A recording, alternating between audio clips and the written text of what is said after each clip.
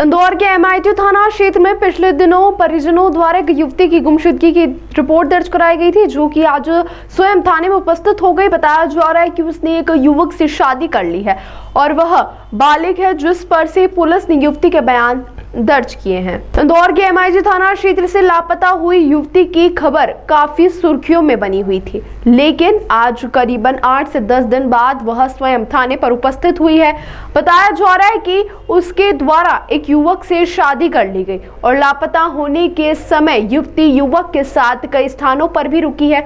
अब युवती से पुलिस उसके बयान ले सकती है, क्योंकि युवती के परिजनों ने गुमशुदगी दर्ज कराई थी। 23 अगस्त को 5 बजे करीब लगभग अनिल तिवारी जी के द्वारा एक रिपोर्ट कराई गई थी गुमशुदगी की। उनके द्वारा यह बताया गया कि उनकी लड़की आयुषी तिवारी 2:30 बजे बिना बताए घर से चली गई है और गुमशुदगी की रिपोर्ट इस आधार पर लिखी गई और उसके बाद फिर CCTV फुटेज देखे गए। CCTV फुटेज लोटस चौराहे के पास मुजफ्फरनगर क्षेत्र में अंतिम बार दिखे थे, फिर उसके बाद CCTV फुटेज दिखाई नहीं दिए थे। उसके बाद ऐसा माना जा रहा था किसी न किसी साधन से गई होगी और तभी जो परिजनों के द्वारा बताया गया कि इसका एक मित्र था सार्थक से भी बातचीत हुई।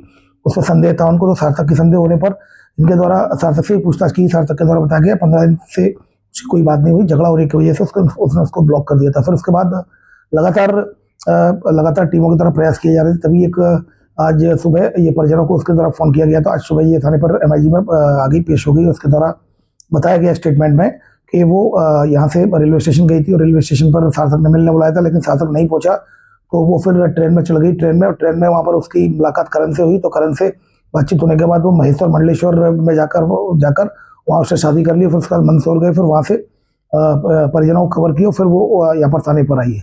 तो कुल मिलाकर अभी उसने शादी की बात एक्सेप्ट की है। करण नाम से करण भी है, करण से पूछताछ चल रही है, उसके भी स्टेटमेंट लिए जा रहे हैं, परिजनों के भी स्टेटमेंट लिए जा रहे हैं, उसके भी स्टेटमेंट लिए जा रहा है। फिलहाल लड़की बालिग है और ऐसी स्थिति में अभी तक की जो जांच चल रही है उसमें किसी प्रकार की कोई अपराध की पुष्टि नहीं होती है और ये जो स्टेटमेंट दिया है उसको वेरीफाई किया जा रहा है।